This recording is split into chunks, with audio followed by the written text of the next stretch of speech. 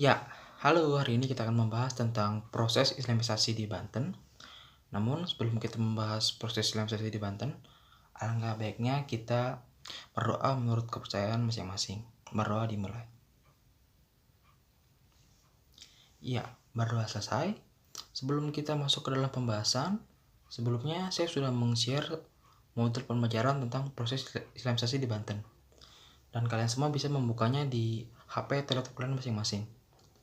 Nah, sebelum kita memulai pembahasannya juga, proses Islamisasi di Banten merupakan suatu hal yang menarik untuk dibahas. Dan apalagi kita sebagai warga Banten, minimal kita harus tahu seperti apa proses datangnya Islam ke dalam provinsi Banten. Baiklah, kita masuk ke dalam pembahasan yang sebenarnya.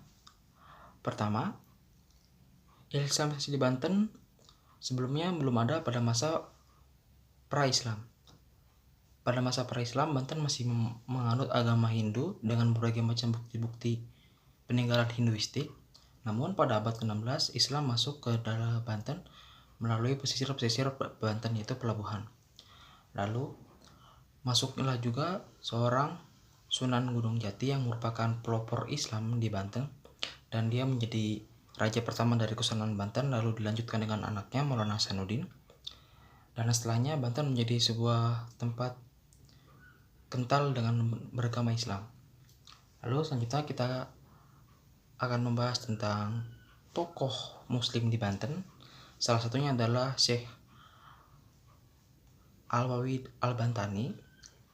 Beliau merupakan salah satu syekh terpandang di Banten, dan sampai sekarang namanya masih sangat terpatri di dalam orang-orang Banten, terutama bagi yang beragama muslim.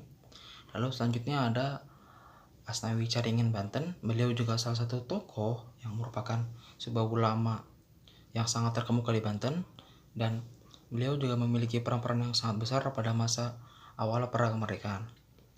Nah, itu adalah sebuah pendahuluan dari saya. Lalu selanjutnya kita akan masuk ke dalam sebuah diskusi. Diskusi ini saya akan membagi beberapa kelompok. Dalam kelompok tersebut, penugasannya adalah carilah setiap tokoh-tokoh ulama muslim yang ada di Banten menurut kelompok kalian masing-masing.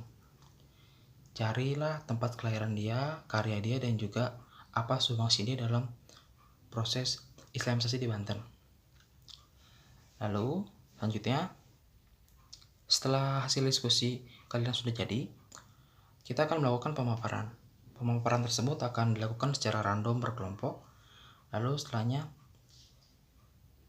kita akan melihat masing-masing dari presentasi kalian.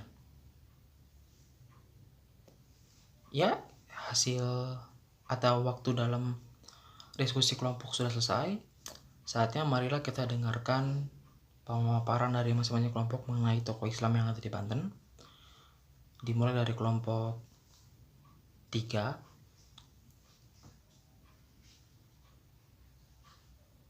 Ya, cukup baik pemaparan dari kelompok 3. Dan namun sepertinya dengan berhalangannya waktu, kita harus menyudahi per kelas hari ini. Lalu dengan mengambil kesimpulan bahwa Islam di Banten merupakan sebuah agama mayoritas. Masuknya agama Islam di Banten merupakan melalui 2 jalur, yaitu jalur penyebaran dan juga jalur perdagangan, dan juga jalur pernikahan.